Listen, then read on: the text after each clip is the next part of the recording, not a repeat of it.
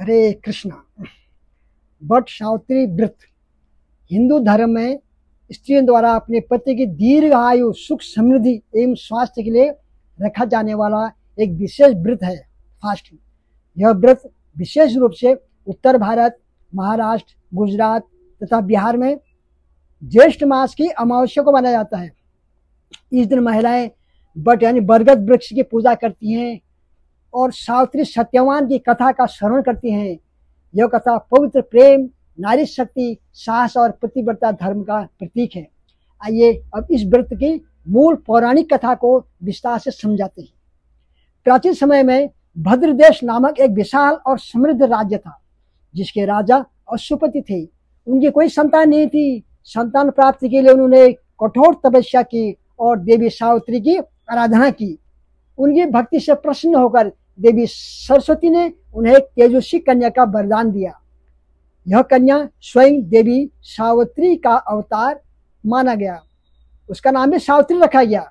सावित्री बचपन से ही अत्यंत बुद्धिमान, रूपवती और धर्मनिष्ठ थी। जब विवाह का समय आया तो उसने स्वयं अपने के लिए एक योग्य वर की तलाश की। भ्रमण करते करते हुए वनवास जीवन जी रहे एक तेजस्वी युवक सत्यवान से मिली, जो साले देश के अंधे और वनवासित राजा का पुत्र था। सत्यवान गुणों में श्रेष्ठ परंतु निर्धन और अल्पायु था। जब सावित्री ने उसे अपना जीवन साथी चुना तो नारद मुनि ने सावित्री को चेतावनी दी कि सत्यवान का जीवन केवल 1 वर्ष शेष है। किंतु सावित्री ने निश्चय कर लिया था, वह अपने निश्चय से पीछे नहीं हटेगी। उसने सत्यवान से विवाह किया और पति के साथ वन में जाकर कठिन जीवन व्यतीत करने लगी। विवाह के 1 वर्ष बाद नियत दिन सावित्री को ज्ञात हो गया कि आज ही सत्यवान की मृत्यु होने वाली है। उसने उस दिन व्रत रखा, भगवान की पूजा की और मन ही मन प्रार्थना करती रही। जब सत्यवान लकड़ी काटने वन में गया तो सावित्री भी उसके साथ वन में गई। दोपहर के समय सत्यवान को सिर में तेज दर्द हुआ और वह सावित्री की गोद में गिर पड़ा। जैसे ही उसकी आत्मा शरीर से निकली, यमराज प्रकट हुआ और आत्मा को लेकर दक्षिण दिशा की ओर चलने लगी। सावित्री भी उनके पीछे चल पड़ी। यमराज ने कहा, देवी, आप अब अपने पति के साथ नहीं जा सकती हैं, यह धर्म के विरुद्ध है। सावित्री ने उत्तर दिया, जहां मेरा पति जाएगा वहां जाना मेरा धर्म है। यमराज उसके साहस और धर्मनिष्ठ में प्रभावित हुए और बोले, तुम एक वर मांगो, परंतु अपने पति के जीवन से संबंधित कुछ मत मांगना। सावित्री ने पहला वर मांगा, मेरे ससुर नेत्र ज्योतिहीन और उन्हें राज्य पुनः प्राप्त हो। यमराज ने यह वर दे दिया। थोड़ी दूर चलने के बाद यमराज ने पुनः कहा, अब तुम लौट जाओ। सावित्री ने धर्म, सेवा, प्रेम और पत्नी धर्म की बातों से यमराज को फिर प्रभावित कर दिया। यमराज ने दूसरा वर मांगने को कहा। सावित्री ने मांगा, मेरे माता पिता को संतान प्राप्त हो और वे सुखी रहें। यह वर भी दे दिया। फिर भी उनके पीछे चलते रही। यमराज ने तीसरा वर मांगने को कहा।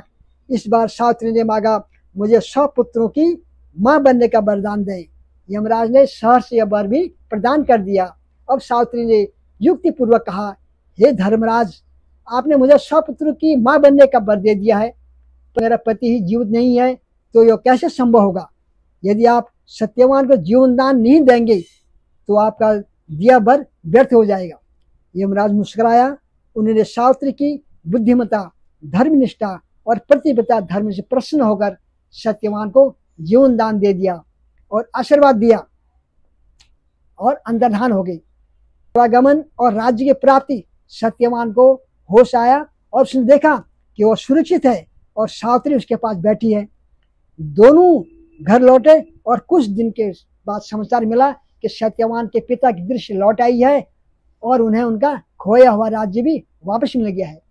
इस प्रकार सावित्री के त्याग, धैर्य और प्रेम से सब कुछ पुनः प्राप्त हो गया।